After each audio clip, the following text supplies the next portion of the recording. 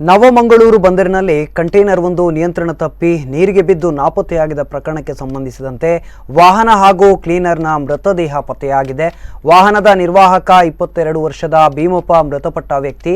NMPT ಬಂದರಿಗೆ ಹಡಗಿನಲ್ಲಿ ಬರುವ ಸರಕು ಸಾಮಗ್ರಿಗಳ ಸಾಗಾಟ ಕಂಟೈನರ್ಗಳು ಬಂದರಿಗೆ ಬರುತ್ತವೆ. ಹೀಗೆ ಬಂದ ಡೆಲ್ಟಾ ಕಂಪನಿಯ 10 ಚಕ್ರದ ಕಂಟೈನರ್ ಲಾರಿಯೊಂದು ಎನ್ಎಂಪಿಟಿಯ ಬರ್ತ್ನಲ್ಲಿ ಚಾಲಕನ ನಿಯಂತ್ರಣ ತಪ್ಪಿ ನೀರಿಗೆ ಬಿದ್ದಿತು. ಇದನ್ನು ನೋಡಿದ ಟಗ್ ಬೋಟ್ನ ಸಿಬ್ಬಂದಿಗಳು ಸಿಐಎಸ್ಎಫ್ ಸಿಬ್ಬಂದಿಗೆ ಮಾಹಿತಿಯನ್ನು ನೀಡಿದರು. ಕೂಡಲೇ ಕಾರ್ಯಾಚರಣೆ ನಡೆಸಿದ ಸಿಬ್ಬಂದಿ ಲಾರಿ ಚಾಲಕ ರಾಜೇಸಾಬ ಮೃತದೇಹ ಹೊರತೆಗೆದಿದ್ದರು.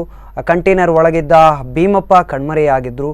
ಶೋಧ ಕಾರ್ಯ ಕೂಡ ಮುಂದುವರೆದಿತ್ತು. ಇದೀಗ ವಾಹನವನ್ನು ಹೊರತೆಗೆಯಲಾಗಿದ್ದು ಭೀಮಪ್ಪನ ಮೃತದೇಹವನ್ನು ಹೊರತೆಗೆಯಲಾಗಿದೆ. ಪಣಂಬೂರು ಪೊಲೀಸ್ ಠಾಣೆಯಲ್ಲಿ ಪ್ರಕರಣ ದಾಖಲಾಗಿದೆ.